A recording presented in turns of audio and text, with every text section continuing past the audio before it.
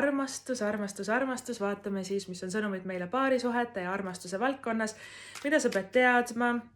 See kaart tahab siit välja tulla, seega võtame ta vastu, mida sa pead teadma, mis on olulised sõnumid sulle, et vaata, mis sa kaartidele öelda, juba nad rääkida tahavad ja võta siit videost endaga kaasa see, mis sa tunned, et on sinu jaoks tähtis, mis sa tunned, et ei ole, lase lahti, järelikult on see kellelegi teisele. Saudapaaž on vallalised, tead, kuidas sa endale uue suhte saad. See on hobid, trennid, üritused, peod, reisid, kaart. Mitte kodus istudes, mitte samas vanas rutiinis kinni olles.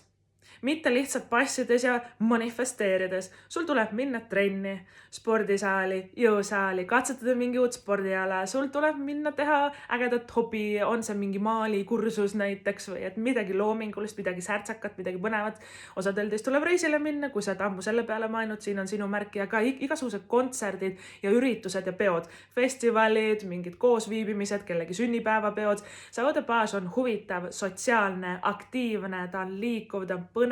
Sa oled tegelikult väga atraktiivne ja nagu silmapaistev ja sa jääd inimestele väga silma ja nad kõik tahavad sinuga nagu tutvuda, aga tihti saudapaažis me oleme ise nagu sellised, et passin kodus ja mu elu on nii igav ja natuke nagu kuidagi viitsi väljas käia ja kes on suhtes teid ka oleksin äärepealt ära unustanud, et saudapaaž tehke koos midagi lahedat. On see äge reis, on see mingi uus, et hakkame treenima maratoniks, ja kes ei viitsi maratoni joosta, äkki lähme mingi kokanduskursusele koos. Me peaksime neid elamusi saama, see on nagu siuke elamuste kaart, et me elame koos, meil on ühised eesmärgid, meil on mingi lahe hobi, mis me koos teeme, kus me tahame ka nagu edasi areneda, aga meil on hästi fun ja tore ja lõbus seda nagu teha, et ta on nagu selline vahva nagu elu nautimise kaart, et armastus tuleb siis, kui me ju räägime praegu armastusest ja paarisuhetest, et armastus tuleb siis, kui me nagu meil on tunne, et ma elan, et me teeme ka enda jaoks ägedaid asju, et väga-väga põnev.